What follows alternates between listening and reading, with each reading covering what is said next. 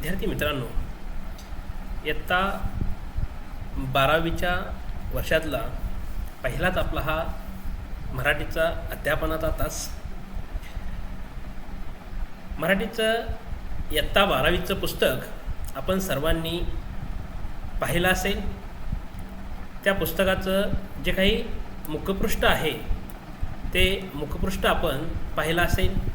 त्या मुखपृष्ठावरचं जे रचना आहे, अगदी एखादा वक्ता बोलतोय, एखादा संगणकावर काम चालू आहे, एखादा आरजे काम करतो आहे, असे अनेक घटक आपल्याला त्या पुस्तकाच्या मुखपृष्ठावर दिसून येतात.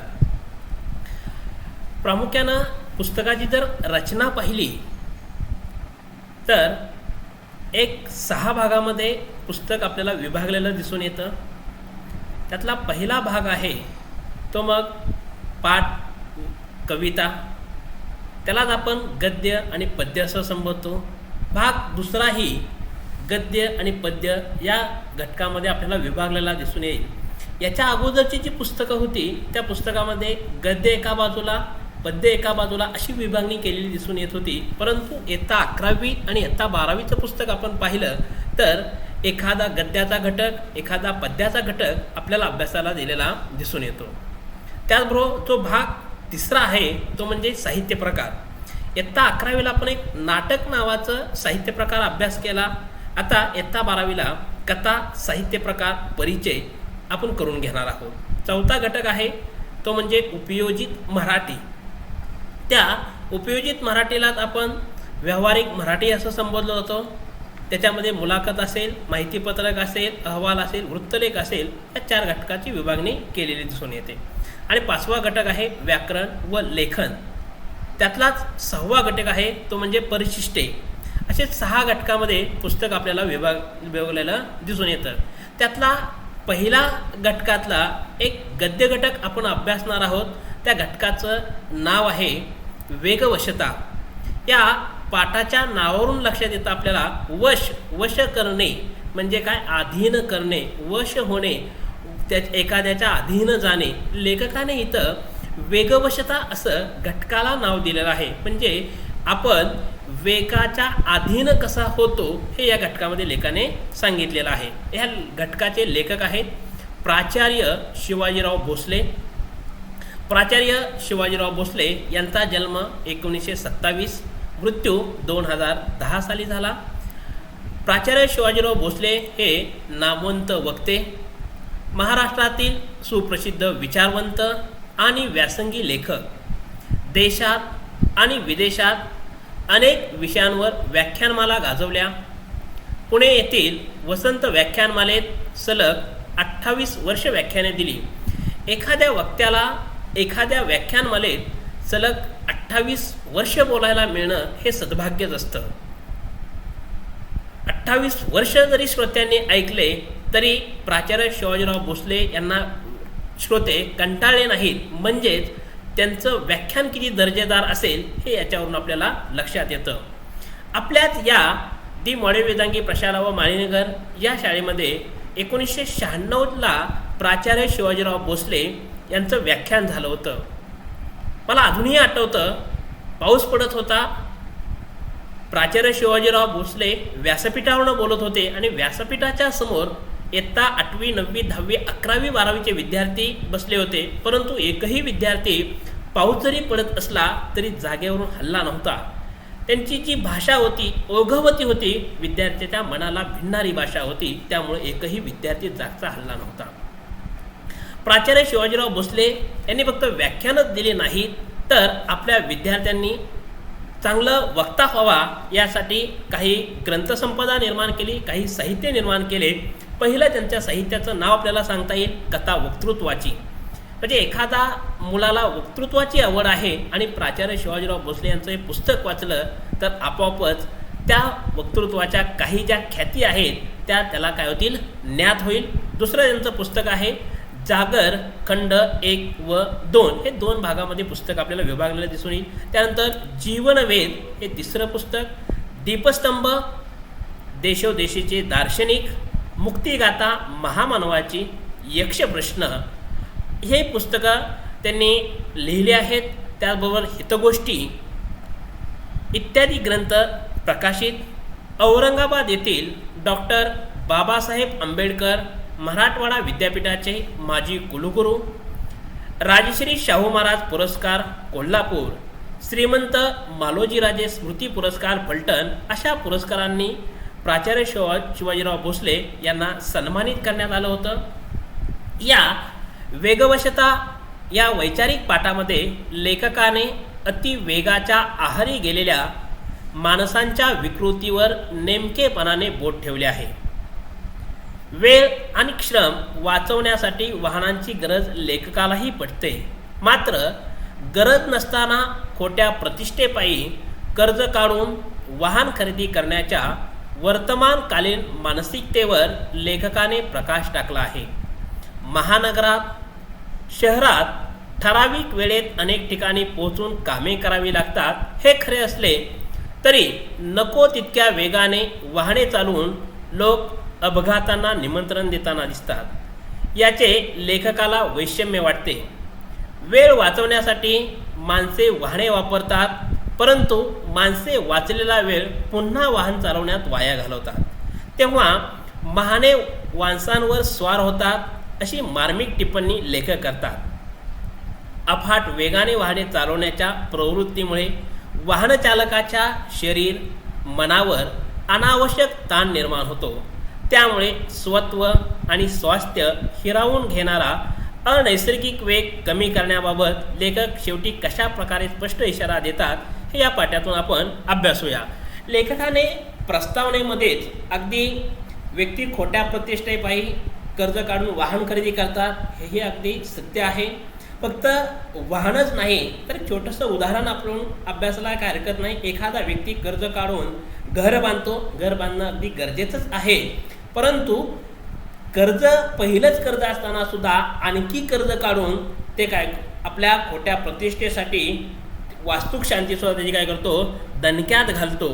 अगदी लेखकाने वाहन गरजेचं आहे, परंतु त्या वाहनाचा वेग वाढल्यामुळे आपल्या प्रवृत्तीवर कशा पद्धतीनं, शरीर मनावर कशा पद्धतीनं फरक पडतो आणि स्वतः स्वत्व आणि स्वास्थ्य कशा पद्धतीनं हिरावून दिलं जातं, घेतलं जातं आणि हा अनैसर्गिक जो वेग आहे त्या अनैसर्गिक वेगाच्या अधीन कसं जातो हे या घटकामध्ये लेखकाने आपल्याला सांगितलेलं आहे. आता प्रत्यक्ष पाठ पाहूया. वेग हे गतीचे एक रूप आहे. आपले जीवनही स्थिती आणि गती यात विभागलेले आहे. अगदी बरोबर. म्हणजे वेग हे गतीचंच एक रूप आहे. माणसाला गतीसुद्धा असणं अगदी काय आहे, गरजेचंच आहे. मानवाचं जीवन स्थिती आणि गती यात विभागलेलं आहे. म्हणजे स्थिती आणि गती म्हणजे काय, किंवा एखाद्या जागी थांबणे आणि त्याचा परत आढावा घेत वेगाने जाणे, त्या गरजेनुसार उद्दिष्टानुसार वेगानं जाणे, त्याला स्थिती आणि गती असं म्हटलं तरी हरकत नाही. थांबणे, चालणे, धावणे असे हे जीवनचक्र फिरतच असते. मानवाच्या जीवनामध्ये एक जीवनचक्रच म्हणजे नैसर्गिक प्रवृत्ती आहे की माणसाचे जीवनचक्रच आहे. माणूस काय करतो, थांबतो. थांबला की थोडंसं त्याला एक कल्पना मनामध्ये विचार निर्माण होतो, त्या विचारानुसार तो चालू लागतो. त्याला थोडंसं चालल्यानंतर असं वाटतं की आणखी आपलं उद्दिष्ट जवळ येत आहे, थोडं आणखी काहीतरी केलं पाहिजे. तो काय करतो, थोडंसं धावू लागतो. धावल्यानंतर त्या उद्दिष्ट पूर्ण झाल्यानंतर परत तो काय करतो, थांबतो. म्हणजेच माणसाचं जे जीवनचक्र आहे, थांबणे, चालणे, धावणे हे सुरूच असतं, कुठंही थांबत नाही. आपल्या विचारांनाही गती असते, जिला आपण प्रगती म्हणतो. ती विचारांची गती असते. गतीला जेव्हा दिशा असते तेव्हा ती प्रगती या संज्ञेला पात्र ठरते. लेखक इथं सांगतात की आपल्या विचारांना सुद्धा गती असते. म्हणजे आपण एखादा विचार सुरुवातीला अल्प स्वरूपात करू लागलो, नंतर त्या विचारामध्ये काय होते, अगदी विचार थोडासा वाढतो, पुढचा टप्पा आपण पार पडतो, अगदी हळूहळू एक टप्पा आपण काय करतो, प्राप्त करतो. त्याला गती प्राप्त होते आणि त्याच गतीला आपण प्रगती म्हणतो. म्हणजे विज्ञानाचा विचार केला की सुरुवातीच्या कालखंडात एखादा आपण मोबाईल पाहिला की त्या मोबाईलला काय होतं, फक्त आउटगोईंग आणि इनकमिंग, नंतर मेसेंजर आला, त्याचबरोबर व्हिडिओ आला, ॲडिओ आला, अशा अनेक गोष्टी मोबाईलमध्ये निर्माण झाल्या. तिला आपण प्रगती म्हणतो. या विचारांची, आता एखाद्या सत्कर्माच्या विचारांची गती असेल आणि त्या गतीला योग्य दिशा असेल तरच ती प्रगती ठरते अथवा ती अधोगती ठरते. उदाहरण, एक दृष्टांत मला द्यायला आवडेल की एक कुंभार होता आणि कुंभार एक काम करत होता. तो मातीचं एखादं साधन तयार करत होता आणि काय करतोय मातीनंच विचारलं, आणि कुंभार दादा तू काय तयार करतो आहेस? मातीनं विचारल्यानंतर कुंभार दादानं त्यांना उत्तर दिलं की मी चिलीम तयार करतो आहे. आता चिलीम आपल्या सगळ्याला माहिती आहे की साधू संत काही अगदी ते चिलीम ओढतात, नशा करण्यासाठी काही युवक त्याचा उपयोग करतात. अशी चिलीम तो म्हणतो मी तयार करतो आहे. परंतु थोडासा मनामध्ये विचार करत करत चिलीम तयार करत करत त्या कुंभाराच्या मनामध्ये काय येतं, काही माहिती, तो त्याचा काय करतो, डेराज तयार करतो. थोड्या वेळेस मातीला परत प्रश्न पडतो. माती कुंभारदादाला विचारते, अरे कुंभारदादा काय करतो आहे? कुंभारदादा म्हणतो की बाबा मी मातीचं मडकं तयार करतो आहे. माती म्हणते मगाशी तो चिलीम तयार करत होता, आता मडकं तयार करतो आहे. कुंभारदादा उत्तर देतो की मगाशी चिलीम तयार करतो, माझ्या मनामध्ये विचार बदलला आणि मी त्याच मातीचं मडकं तयार करू लागलो, डेरा तयार करू लागलो. मातीनं उत्तर किती सुंदर दिलंय बघा की तुझा विचार बदलला, चिलींचं एखाद्या डेऱ्यामध्ये रूपांतर तू केलं, परंतु माझी प्रवृत्तीच बदलली. आता प्रवृत्तीच बदलली म्हणजे काय, माती एकच, परंतु जर चिलीम तयार झाली असती तर 10 जणांचं घर बर्बाद झालं असतं, 10 ते 15 युवक वायपट गेले असते. आता त्याच मातीचा डेरा तयार झालेला आहे आणि मग त्याच डेऱ्यातील पाण्यानं अनेकांच्या वाटसुरूची तृष्णा म्हणजेच तहान भागणार होती. मग हे मातीची प्रवृत्तीच बदलली की काय होतं आणि काय झालं. म्हणजेच काय की आपल्या विचाराला जर योग्य दिशा असेल तर आपलीच प्रगती होते, नाही तर आपल्या देशाची सुद्धा प्रगती होते. एक आत्ताच उदाहरण सांगायला काही हरकत नाही. बार्शीच्या एका युवकानं फेसबुकला हॅक करायचं फेसबुकनं चॅलेंज दिलं होतं. एका मयूर फरतडे नावाच्या विद्यार्थ्यानं ते फेसबुकला हॅक करून दाखवलं आणि त्याला त्याची 22 लाख रुपये फेसबुकनं त्याला काय दिलं, बक्षीस म्हणून दिलं. म्हणजेच काय, आता तो त्या दिशेला, त्या गतीला, तो अधोगतीला सुद्धा नेऊ शकत होता की बाबा हॅक करून काहीतरी बाबा एक नवीन अकाउंट तयार करणं, काय करणं, छेडछाड करणं, असंही करू शकला असता. पण त्यानं ते न करता त्यांची कशा पद्धतीनं चूक आहे त्यांच्या लक्षात आणून दिलं आणि त्याला ते योग्य त्याला पारितोषिक मिळालं. म्हणजेच काय, आपण योग्य दिशेनं गेल्यानंतर ते आपली काय होते, प्रगती होते. परंतु योग्य दिशाने नाही गेलं तर आपली काय करते, अधोगती ठरते. दिशाविहीन गती ही अधोगती ठरते. आजच्या जीवनात विलक्षण वेगवानता आढळते. रस्ते वाहनांनी व्यापलेली असतात. माणसे घरात राहतात म्हणूनच अल्पकाळ तरी स्थिर राहतात, एरवी गतीपायी अगतिक होतात. लेखक इथं काय सांगतात की दिशाविहीन गती ही अधोगती ठरते. म्हणजे जर आपल्याला आपल्या मामाच्या गावाला जायचं आहे, खरं तर प्रत्येकाला मामाच्या गावाला जायला आवडतं, परंतु ह्या कोरोनाच्या कालखंडात सगळ्यालाच घरी बसावं लागतं आहे. परंतु आपल्या मामाचं गाव कोणतं आहे, पुणे आहे. मग आपण पुण्याच्या एसटीत बसायला पाहिजे का सोलापूरच्या एसटीमध्ये बसायला पाहिजे, तर सोलापूरच्या एसटीमध्ये बसायला पाहिजे. तुम्ही जर पुण्याच्या एसटीमध्ये बसला तर ती दिशा योग्य ठरणार नाही, ती आपली काय होईल, अधोगती होईल. सध्याचा कालखंड असा आहे की माणसाच्या जीवनामध्ये वेगाला प्रचंड महत्त्व आहे. जीवनच वेगवानता झालेलं आहे.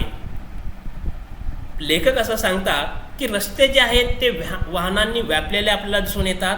म्हणजे रस्त्यावर आलो की प्रचंड वाहनं आपल्याला दिसून येतात. माणसं फक्त म्हणजे व्यक्ती फक्त घरात राहतात म्हणूनच अल्पकाळ तरी स्थिर राहतात. माणसं घरात आहेत आणि तेवढ्या कालखंडाचं स्थिर आहेत, शांत राहतात. कुठंतरी निवांत 5-10 मिनटं ते आपल्या कुटुंबाबरोबर घालवतात.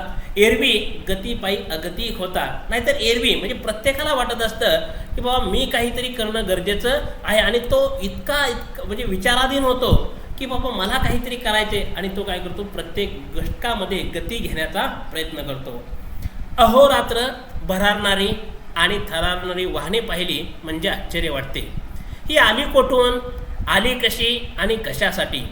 पूर्वी देशोदेशींचा इतिहास घडला, लोकांनी जगप्रवासही केला, पण आजच्या एवढी अवखळ वाहने कुठे दिसत नसत. लेखक इथं सांगतात की अहोरात्र म्हणजे फक्त दिवसात नाही, तर अहोरात्र रात्रीही दिवसाही रस्त्यावर वाहनं पाहिली, ती थरारणारी चालणारी पळणारी वाहनं पाहिली की लेखकाला आश्चर्य वाटतं.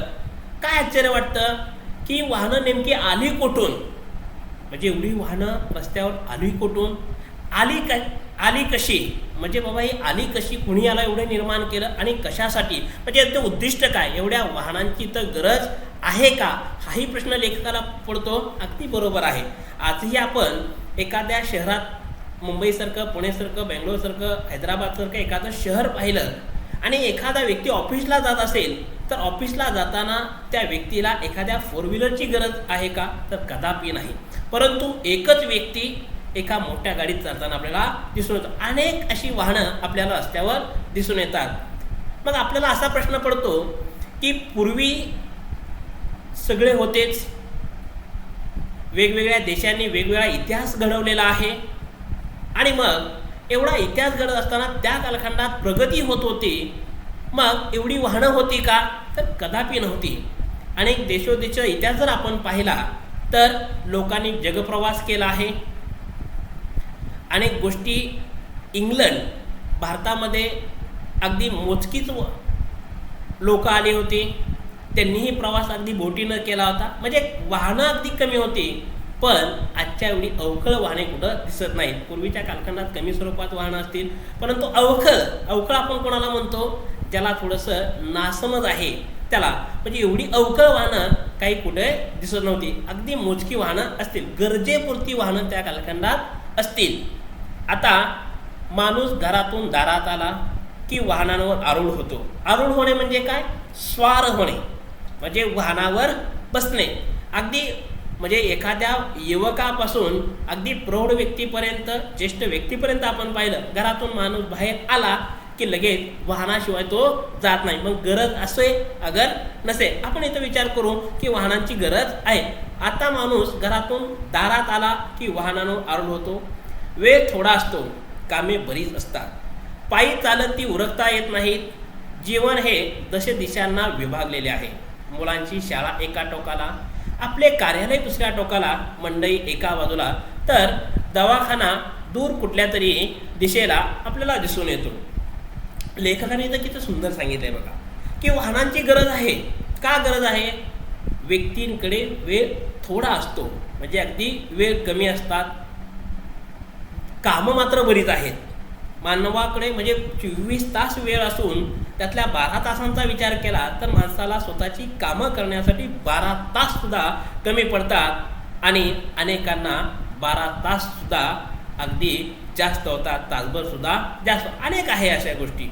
वेळ थोडा असतो, कामं बरीच असतात, पायी चालत ती उरकता येत नाही. अगदी बरोबर की बाबा एखादं काम करायचं आहे आणि प्रत्येक काम चालत जाऊन आपल्याला उरकता येईल, उद्दिष्ट गाठता येईल असंही नाही. काही वेळेस वाहनांचा वापर आपल्याला करावा लागतो. मानवाचं जीवन जे आहे तर दिशांना विभागलेलं आहे. दशेत म्हणजे 10 दिशांना मानवाचं जीवन आपल्याला विभागलेलं दिसून येतं. एका बाजूला मुलांची शाळा आपल्याला दिसून येते, म्हणजे 10 दिशा आहेत, त्या 10 दिशांना एका बाजूला मुलांची शाळा, एका बाजूला स्वतःचं आपलं कार्यालय, एका बाजूला मंडई आहे, एका बाजूला कुठंतरी हॉस्पिटल आहे. ह्या सगळ्या गोष्टी माणसाला काय करायच्या आहेत, साध्य करायच्या आहेत. म्हणजे त्या माणसाला मंडई आणायची आहे, मुलांना शाळेत सोडायचं आहे, त्याचबरोबर स्वतःला ऑफिसला जायचं आहे, आपल्या आईवडील असतील त्यांना हॉस्पिटलमधनं नेऊन आणायचं. ह्या सगळ्या गोष्टी एखाद्या व्यक्तीला साध्य करायच्या आहेत. आणि मग अशा सगळ्या गोष्टी साध्य करत असताना त्याला पायी जाणं हे अगदी अशक्य असतं आणि त्यावेळेस वाहनं ही अगदी गरजेची असतात. जीवनाची ही टोके सांधणार तर कशी, जोडणार कशी, शेवटी गती ही घ्यावीच लागते. आत्ताच आपण विवेचन केलं. मग ह्या सगळ्या जीवनाची टोकं जर सांधायची असतील म्हणजे आपल्याला गाठायची असतील, मग प्रश्न पडतो जोडणार कशी, त्या उद्दिष्टापर्यंत जाणार कसं, मंडईला जायचं आहे, शाळेत मुलाला सोडायचं, ऑफिसला जायचं आहे, ह्या सगळ्या गोष्टी करता कशा. मग शेवटी मानवाला गतीही घ्यावीच लागते म्हणजे वाहनांवर आरूढ व्हावंच लागतं आणि त्या सगळी उद्दिष्ट आपल्याला साध्य करावी लागतात. म्हणजेच यथाप्रमाण गती ही गरज आहे, पण अप्रमाण, अवास्तव आणि अनावश्यक गती ही एक विकृती आहे. यथाप्रमाण मग गती ही गरज आहे म्हणजे वाहनं ही गरजेची आहेत, वाहनांवर आरूढ होणं गरजेचं आहे.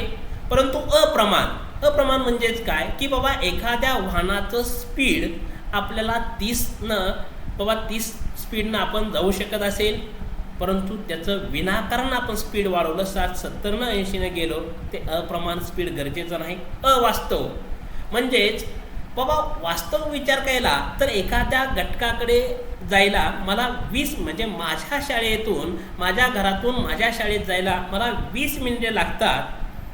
मग 20 मिनिटाचा अवधी साधण्यासाठी एखाद्या गाडीचं स्पीड अगदी 40 असेल, 30 असेल तर 20 मिनिटात मी तो काय करतो आहे, पार करू शकतो आहे. परंतु मी जर माझ्या गाडीचं स्पीड विनाकारण 80 स्पीड ठेवलं तर मी 20च्या ऐवजी 10 मिनिटात मी पोहोचेन. परंतु ते गरजेचं आहे का, अवास्तव आहे, गरजेचं नाही. अनावश्यक गती. आता अनावश्यक गती म्हणजे नेमकं काय तर एखाद्या आपण पाहतो बघा की एखाद्या वेळेस एखादा रोडनं आपण चाललो तर तिथं एक बोर्ड लिहिलेला असतो की वाहने सावकाश शाळा, पुढे गाव आहे, शाळा आहे. म्हणजे तिथं गती गरजेची नाही, तिथं अगदी तुम्ही हळू जाणं अगदी गरजेचं आहे. एवढंच नाही तर तिथं लोक ऐकत नाहीत, आपली गती कमी करत नाहीत म्हणून स्पीड ब्रेकरही लावलेले असतात. अशी अनावश्यक गती सुद्धा काही म्हणजे अनावश्यक गतीच गरजेची नाही. लेखक असं सांगतात अप्रमाण, अवास्तव आणि अनावश्यक गती ही एक विकृती आहे. म्हणजे विकृती म्हणजे माणसाचं ते स्वास्थ्य काय करतं, बिघडून ठेवतं, मनस्थिती बिघडून ठेवते. आपले कामे यथासांग पार पाडावी एवढा वेग जीवनाला असावा. म्हणजे आपल्या गाडीला, आपल्या जीवनाला वेग तर किती असावा, यथासांग म्हणजे योग्य वेळेमध्ये आपली सर्व कामे पार पाडावीत. आपल्या जीवनाला, आपल्या गाडीला एवढा काय असावा, वेग असावा. नाहीतर की एखाद्या घटकाकडे जायचं आहे, सरांनी सांगितलंय की गाडीला वेग नको आहे, मग आपल्या गाडीला 10च्या स्पीडनं जायचं असंही नसावं. तर गतीनं जाणं सुद्धा अगदी काय आहे, गरजेचं. परंतु कुठल्या गतीनं, अप्रमाण, अवास्तव, अनावश्यक गती टाळून योग्य गतीनं जाणं अगदी गरजेचं आहे. त्यापेक्षा अधिक वेग म्हणजे अक्षम्य आवेग म्हणावा लागेल. आता तुमच्या जीवनाला जेवढा वेग पाहिजे तेवढा जर तुम्ही वेग घेतला नाही आणि त्याच्यापेक्षा अधिक वेग घेतला तर अक्षम्य आवेग म्हणावा लागेल. म्हणजे अक्षम्य म्हणजे काय, क्षम्य न करण्यासारखा योग तो आवेग म्हणावा लागेल. तो आत्मघातकी ठरतो. आत्मघातकी ठरतो म्हणजेच काय की वेग विनाकारण तुम्ही वाढवला, ॲक्सिडेंट होण्याची शक्यता आहे. त्याचबरोबर विनाकारण तुमच्या स्वतःचं नुकसान होणं आहे, मग त्यात तुमचा जीवही जाऊ शकतो, तुम्हाला काही व्याधी निर्माण होऊ शकतात. अक्षम्य वेग म्हणजे वेग विनाकारण गाडीचा वाढवला की आत्मघातकी तो ठरतो. अमेरिकेसारख्या विकसित देशात माणसे वेगाने जीवन जगतात. घरोघर आणि दरडोई वाहन उपलब्ध असते. रस्ते रुंद, सरळ, निर्विघ्न आणि एकमार्गी असतात. घरे, कार्यालय, बाजारपेठा यात निदान 100 मैलांचे किमान अंतर असते. जवळच्या जवळ सगळे असे सहसा नसते. अंतरावरच्या गोष्टींची जवळीक साधण्यासाठी दूरवर जावे लागते. यातून माणसात दुरावा निर्माण होतो, जो जातदायक आणि असह्य होऊ नये म्हणून वेगाचा आश्रय घेतला जातो. आता लेखक भारतातल्या अनेक घटकांचं विवेचन करत असताना की ज्याला विकसित देश असं संबोधलं जातं तो म्हणजे अमेरिका. या अमेरिकेचं उदाहरण आपल्याला सांगतात. लेखक इथं सांगतात की अमेरिकेमध्ये अगदी वेगाने माणसं जीवन जगत असतात. तसं पाहिलं तर घरोघर म्हणजे प्रत्येक घरी दरडोई वाहन उपलब्ध आहे. म्हणजे एखाद्या घरात जर 3 माणसं असतील, तिन्ही माणसांना वेगवेगळी वाहनं आहेत असंही आपल्याला काही वेळेस दिसून येतं. परंतु अमेरिकेची परिस्थिती कशी आहे? रस्ते रुंद आहेत, म्हणजे रस्ते अगदी प्रचंड मोठमोठे आहेत, सरळ आहेत, म्हणजे कुठेही त्याला विनाकारण वळणं आहेत असंही नाही. रस्ते रुंद मोठे आहेत, सरळ आहेत, निर्विघ्न म्हणजे कोणताही विघ्न येणार नाही, अडथळा येणार नाही अशा प्रकारचे रस्ते त्यांनी तयार केले आहेत. आणि त्या एवढंच नाही तर एकमार्गी आहेत, आपण त्याला वन वे म्हणतो बघा, म्हणजे एकाच मार्गानं जायचं आणि दुसऱ्या मार्गानं यायचं असे रस्ते आहेत. म्हणजे रुंद रस्ते, सरळ, निर्विघ्न, एकमार्गी रस्ते, त्यामुळं ॲक्सिडेंट व्हायचे अगदी प्रमाण अत्यल्प, नाहीच म्हणलं तरी काही हरकत नाही. आता अमेरिकेचा विचार केला, मग सगळ्यांना वाहनं का वापरावी लागतात? घरोघर दरडोई तर वाहनं का आहेत? तर किमान लेखक सांगतात की किमान त्यांच्या घरापासून त्यांचं कार्यालय असेल, बाजारपेठा आहेत, त्याचबरोबर मग काही कार्यालये असतील, त्यांच्यात आणि त्यांच्या घरामध्ये 100 मैलांचं अंतर असून येतं. आणि मग हे जर अंतर आपल्याला गाठायचं असेल तर आपल्याला वाहनांची गरज आहे. तसं भारतामध्ये मात्र नाही, सगळ्याच गोष्टी अगदी आपल्याला जवळजवळ आपल्याला दिसून येतील. परंतु अमेरिकेमध्ये जवळच्या जवळ असं सहसा काही असतच नाही. 100 ते 50 किलोमीटर अंतरावरच आपल्याला अनेक गोष्टी प्राप्त होतात. आता ह्या जर अंतरावरच्या गोष्टी आपल्याला साध्य करायच्या असतील, तिथलं उद्दिष्ट गाठायचं असेल तर दूरवर जाण्यासाठी अमेरिकेमध्ये पर्यायच नाही, प्रत्येक माणसाकडे वाहन असणं अगदी गरजेचंच आहे. आता मग हे वाहन खरं तर ह्या अंतरामुळं काय झाले, माणसं माणसापासून दूर होत चाललेले आहेत. आता आपण कोरोनाचा विचार केला तर माणूस माणसामध्ये राहिलेला आहे असं नाही, असं आपल्याला दिसून येतं. एखादा पाहुणा असेल, आपल्या पाहुण्याकडे जाऊ शकत नाही. एखाद्या पाहुणाचा मृत्यू झाला असेल तर तिकडं जाऊ शकत नाही, म्हणजे सुखातही त्याच्या सहभागी होऊ शकत नाही आणि दुःखातही ह्या सहभागी तो होऊ शकत नाही. असा हा जाचदायक आणि असह्य होऊ नये, म्हणजे हे सगळा प्रवास हा जाचदायक असह्य होऊ नये, म्हणजे माणसं माणसात राहावी यासाठी माणसं काय ह्या अमेरिकेमध्ये ही वाहनं वापरली जातात. ह्या वेगांचा आश्रय घेतला जातो. वेगामुळे माणसे बेभान होतात. भान हरपले म्हणजे अस्वस्थता विरून जाते, वेगात एक बेहोशी असते. परंतु माणसं एक स्वतःचं उद्दिष्ट, स्वतःचं देह विसरतात आणि उद्दिष्टापायी अगदी बेभान होऊन म्हणजे कशाचाही विचार न करता वाहनं चालवतात. अनेक आपण एखादा ट्रक वगैरे पाहिला असेल बघा, की तुम्ही जर कधी जात असाल एखाद्या 4 व्हीलरमधून 2 व्हीलरमधून, मागे एका ट्रकच्या लिहिलेलं असतं बघा, घरी आम्ही तुमची वाट पाहतोय. म्हणजे त्या मुलांनी, त्या कुटुंबियांनी लिहिलं असतं की बाबा तुम्ही परत या, विनाकारण तुम्ही गाडीचा तुमचा वेग वाढवून कुठं तुम्हाला काही अपघात होऊ नये. परंतु वाहन काही लोक चालवत असताना बेभान होतात, त्यांचं स्वतःचं भान हरपतं, अस्वस्थता विरून जाते, म्हणजे त्याला बेचैन होतं आणि एक वेगामध्ये एक वेगळीच नशा ते काय करतात, स्वतःला काय करतात, प्राप्त करून घेतात आणि त्यात नशेमध्ये वाहनं आपली आहे त्यापेक्षा लिमिटपेक्षा जास्त वेगाने ते धावतात. भारतीयांनी अमेरिकन जीवनशैली पत्करण्याचे कारण नाही. आपल्याकडे अंतरे कमी आहेत, माणसे खूप आहेत, कामे फारशी नाहीत. आता भारतामध्ये मग एखादा व्यक्ती लगेच तुमच्यासारखा म्हणेल, सर मग भारतामध्ये गाडी वापरायला काय हरकत नाही, भारतामध्येही वनवे आहेत, रुंद रुंद रस्त्याची कामं चालू आहेत, मग आपणही वापरायला काय हरकत नाही. परंतु लेखक इथं प्राचार्य शिवाजीराव भोसले सांगतात की भारतातली जीवनशैली आणि अमेरिकेची जीवनशैली ही वेगवेगळी आहे. अमेरिकेची जीवनशैली भारतातल्या व्यक्तींनी पत्करण्याचं कोणतंच कारण नाही. का कारण नाही तर आपल्याकडे आपलं घरसुद्धा बघा, म्हणजे आपल्या वडिलांनी आपल्या घराची निवड, जागेची निवड अशी केलेली असते की तिथं एसटी स्टँड जवळ असावं, आपला एखादा कोचिंग क्लास जवळ असावा, आपली शाळा जवळ असावी, एखादं हॉस्पिटल जवळ असावं, एखादी मंडई जवळ असावी. अशा प्रकारे आपलं घराचं रचना, घर आपलं त्या अगदी मध्यभागी आपल्या वडिलांनी बांधून ठेवलेलं असतं. अमेरिकेमध्ये काय आहे, 100 किलोमीटर अंतर आहे त्यांच्या घर आणि कार्यालयामध्ये. भारतामध्ये असं नाही, अंतर अगदी कमी आहे. अमेरिकेत काम करायला माणसं कमी आहेत, भारतामध्ये माणसं खूप आहेत. असं म्हटलं जातं की कामे फारशी नाहीत, म्हणजे भारतातल्या माणसाकडे प्रचंड माणसं आहेत, पण दोन्ही हाताला लागेल एवढं असं काही काम नाही. जीवनाची टोके सहज सांधता येतात, थोडी त्वरा करावी लागते, पण भरधाव वेगाने अंतर गाठावे अशी स्थिती नसते. आता जीवनाची टोके सहज सांधता येतात म्हणजे आपलं एखादं उद्दिष्ट असेल की बाबा मला एवढ्या वेळेत हे साध्य करायचं आहे, मग ते सहजासहजी साध्यही करता येतं.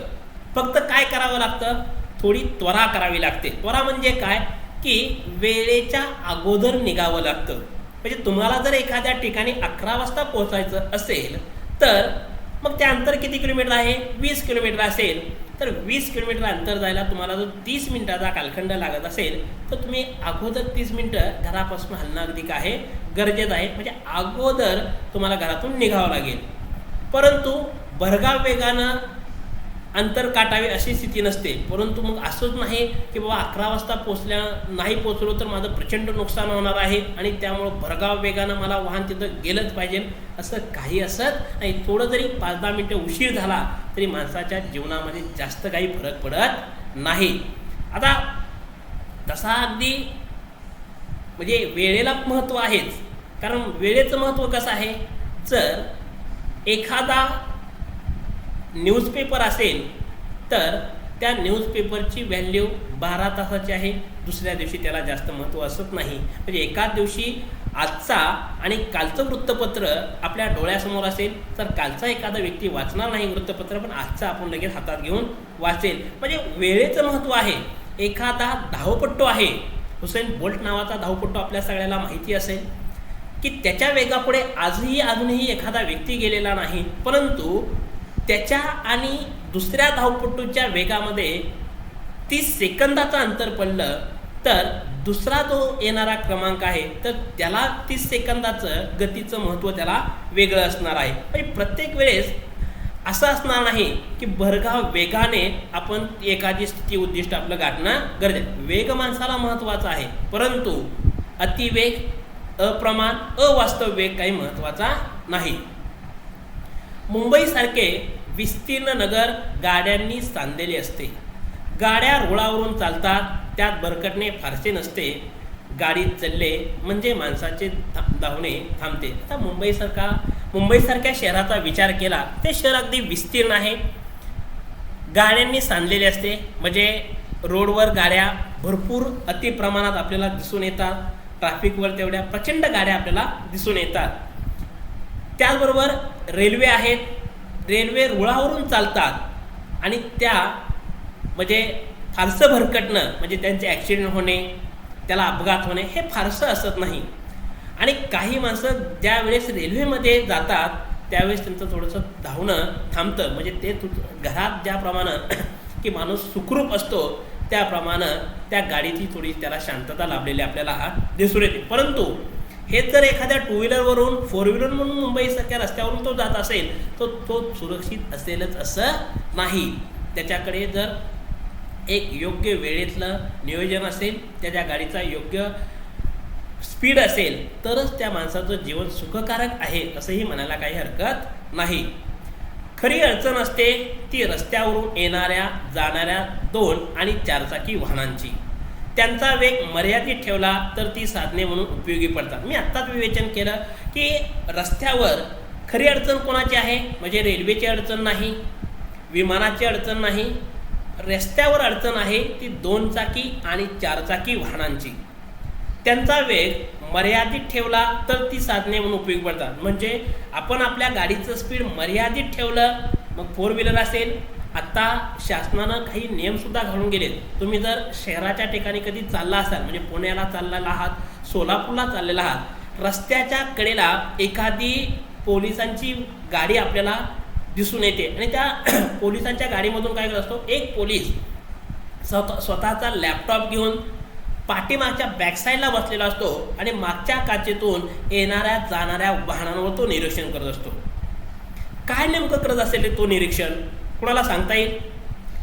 काय निरीक्षण करतो तर जी काही फोर व्हीलर येतात आणि नियमावलीनुसार त्या वाहनांचं स्पीड किती ठेवलेलं आहे? मिनिमम 90. जर त्या रोडवरचं 90च्या पेक्षा जास्त तुमच्या वाहनाचं स्पीड असेल तर ते ॲटोमॅटिक कॅप्चर केलं जातं आणि ऑनलाईन तुम्हाला काय केला जातो? दंड पाठवला जातो. म्हणजे तेही त्यांनी केलं आहे. जर आपण आपला वेग मर्यादित ठेवत नसेल तर शासनही आपल्याला दंड करतं आणि आपण जर मर्यादित नाही ठेवला तर अगदी आपल्याला कधी मृत्यू येईल हे सुद्धा कधी सांगता येत नाही. म्हणून लेखक इथं काय सांगतात? खरी अडचण कोणाची आहे?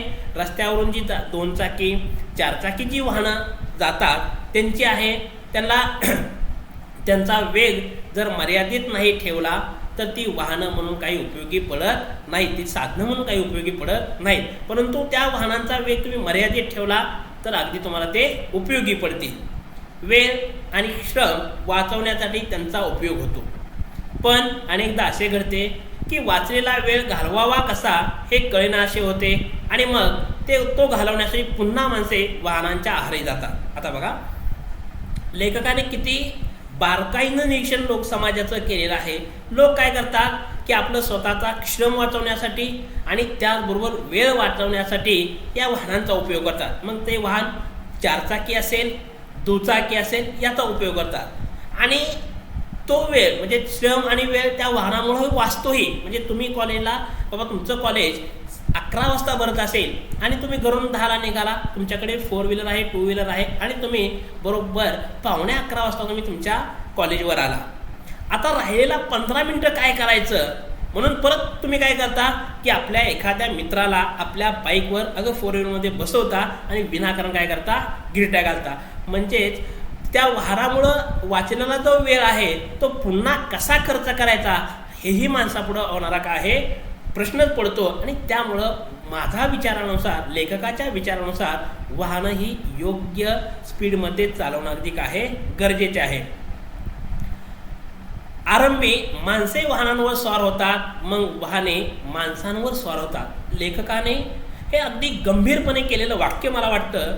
कारण सुरुवातीला काय लेखाने वाक्य काय सांगितलं की घरातून आपण बाहेर पडल्यानंतर आपण वाहनांवर आरूढ होतो.